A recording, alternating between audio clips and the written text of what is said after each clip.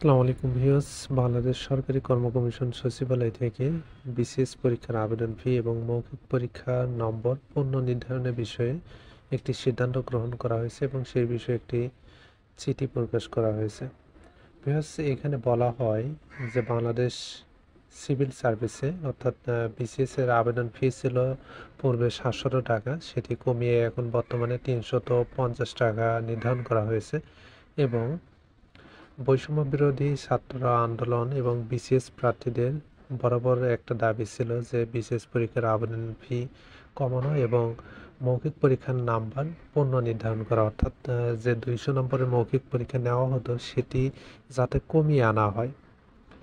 অনেকে দেখা গেল যে লিখিত পরীক্ষায় অনেক ভালো পরীক্ষা দিয়েও মৌখিক পরীক্ষা খারাপ যাওয়ার কারণে এখানে বিশাল ব্যবধানে একটি মার্ক কম পায়, যে কারণে তারা উত্তীর্ণই হতে পারে না বিসিএসে।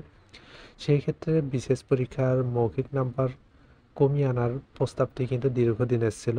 তো ভিউয়ার্স, এই চিঠিতে এই প্রজ্ঞাপনে বলা হয় যে বিশেষ পরীক্ষার আবেদন ফি এখন থেকে 350 টাকা নির্ধারণ করা হবে এবং মৌখিক পরীক্ষা 200 নম্বরের জায়গায় 100 নম্বর নির্ধারণ করা হবে।